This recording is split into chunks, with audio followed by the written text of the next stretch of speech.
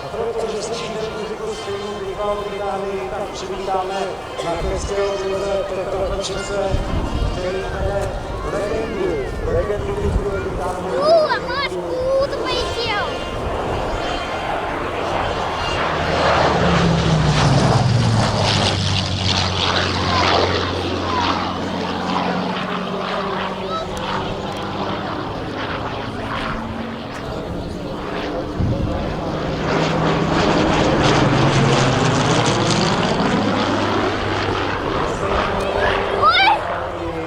Nejslavnější a nejúspěšnější pilot z Čechoslováků a to byl Karel Kotubašov. Tenhle letoun má marking a kamufláž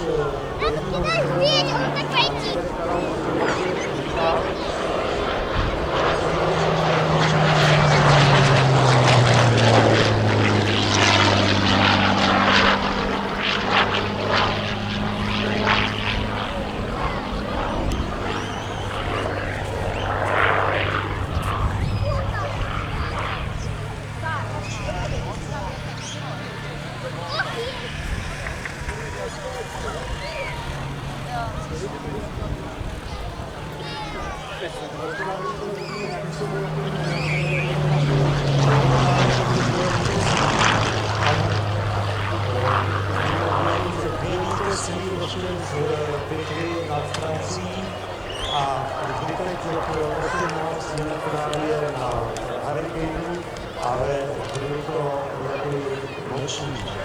On si vymyslel vlastně takovou zvláštní taktiku, on se nehnal do souboru které bombardovaly anglická města, tak přímo na těm městě, ale počkal si, až se ten krok německý bombardovaly vrací zpátky na svůj.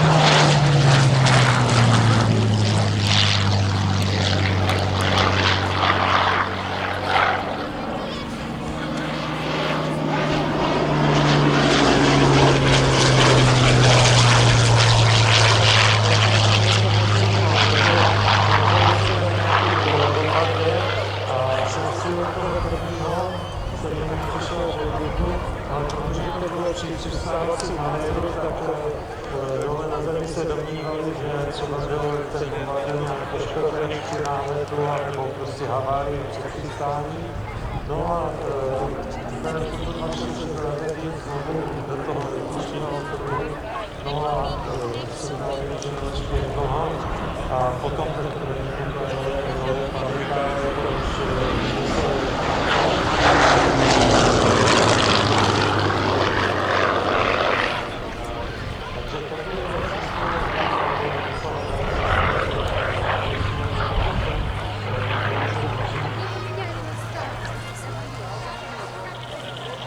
ještě jedna taková zajímavost, já ji tady nemám podpořenou, ale teda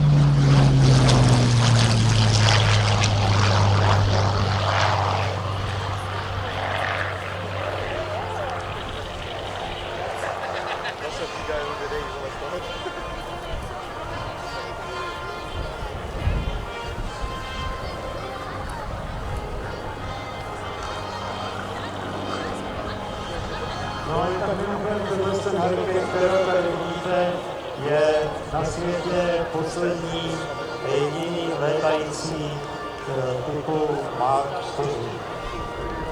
Takže další letoun, který je obrovský.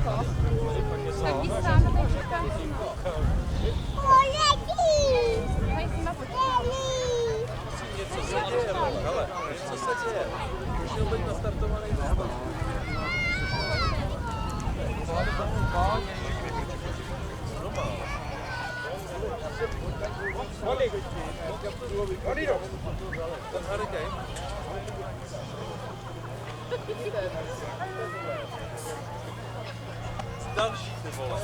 Co jsme?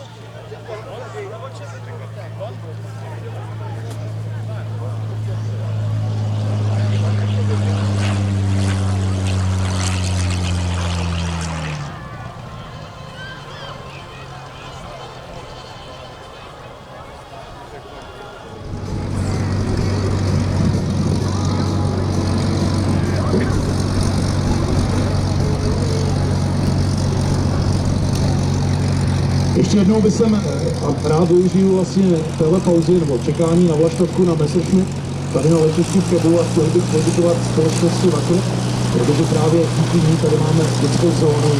Dětská zóna funguje hned vlastně u vstupu od toho hlavního přístupu vás diváků, od toho hlavního parkoviště vlastně diváckého, tak je dětská zóna se všemi skákačkami, se všemi nafukovačkami, proto aby tak děti se mohly vybudnout. Vy třeba až teďko skončí, že vlastně ten letecký program, tak se tam vykonuje, je to dokonce hned. A důležité je, že právě díky společnosti Vakr je vstup pro děti zcela zdarma, za což společnosti Vakr děkujeme. Představte si, že máte práci. No a já